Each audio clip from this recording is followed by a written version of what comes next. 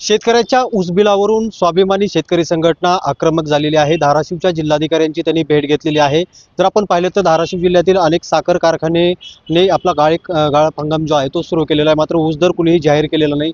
त्यामुळे हे जे पदाधिकारी आहेत त्यांनी जिल्हाधिकाऱ्यांची भेट घेतली। काय त्यांची प्रमुख मागणी आपण जाणून घेणार आहोत। मला सांगा, आज तुम्ही जिल्हाधिकाऱ्यांची भेट घेतली, काय भूमिका आहे? आमची भूमिका एकच आहे की शेतकऱ्यांच्या ऊसाचा भाव ठरवा आणि कारखाने चालू करा, एवढीच मागणी आहे। मागणी दुसरी काहीच नाही, कारण कारखानदार करायला तयार नाहीत आता सध्याला। जर कारखानदार तयार नसेल तर शेतकरी सुद्धा दाखवून देईन त्यांना। हातामध्ये ऊसाचा दांडा घेऊन बसलेला आहे आता शेतकरी। यापूर्वी तुम्ही अल्टिमेटम दिलेलं होतं, आज काय तुमची भेट झाली, काय चर्चा झाली? आम्ही अल्टिमेट देत असताना जिल्हाधिकारी साहेब उपस्थित होते, परंतु आज जिल्हाधिकारी उपस्थित नव्हते। पण याचा अर्थ असा आहे की कागदपत्र आम्ही जर देत असेल, त्यांना सांगत असेल, वारंवार ते लक्ष देत असेल तर यांचं दुर्लक्ष आहे याकडं। काय काय भूमिका? आम्ही स्वाभिमानी शेतकरी संघटना आता कारखाने चालू देणार नाहीत। आम्हाला पहिली उचला 3500 रुपये पाहिजे आणि गुळपिट्टीवाले एकूण 3000 रुपये पाहिजे। अहो, सरपणाच्या भावात त्यांनी 2400 रुपये गुळपिट्टीवाले ऊस घ्यायला शेतकऱ्याची मजबुरी, दुष्काळी परिस्थिती आहे। ऊसाचा उत्पादन खर्च वाढलेला आहे, खताचे भाव वाढलेत, ऊसाचे भाव वाढलेत, तुडीचे भाव वाढलेत, सगळे भाव वाढत असताना ह्या गुळपिट्टीवाल्यांनी हे 10-12 गुळपिट्टीवाले त्यांनी मिटिंग घेऊन 2400 रुपये भाव कशाबद्दल ठरवला? ही शेतकऱ्यामध्ये हास्यास्पद झाली घटना। आमचा अपमान केला शेतकऱ्यांचा 2400 रुपये दर जाहीर करून। दुसरी गोष्ट, ही मिटिंग घेतात धाराशिवला गुळपिट्टीवाले, 2400 रुपये दर जाहीर।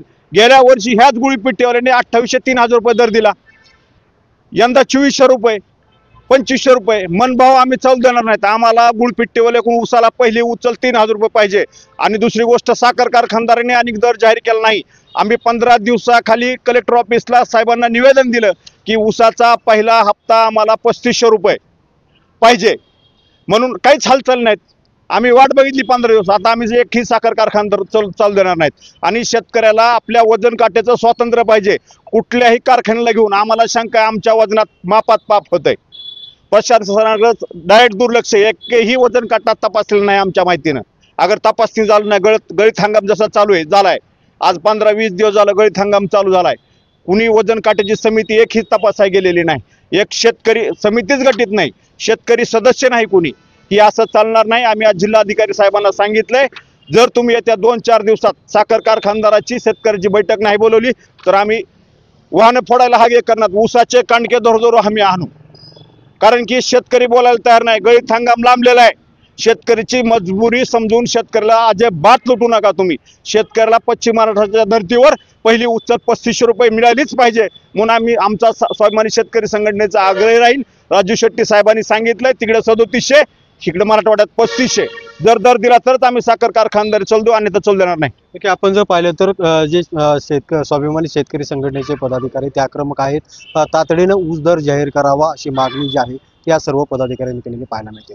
बालाजी सुरवसे, साम टीव्ही, धाराशिव। देश विदेशातील प्रत्येक घडामोडींचे लाईव्ह अपडेट मिळवण्यासाठी आता साम टीव्हीच्या सर्व सोशल मीडिया प्लॅटफॉर्मला लाईक, फॉलो आणि सबस्क्राईब करा। तसंच सर्व नोटिफिकेशनसाठी बेल आयकॉन प्रेस करायला विसरू नका।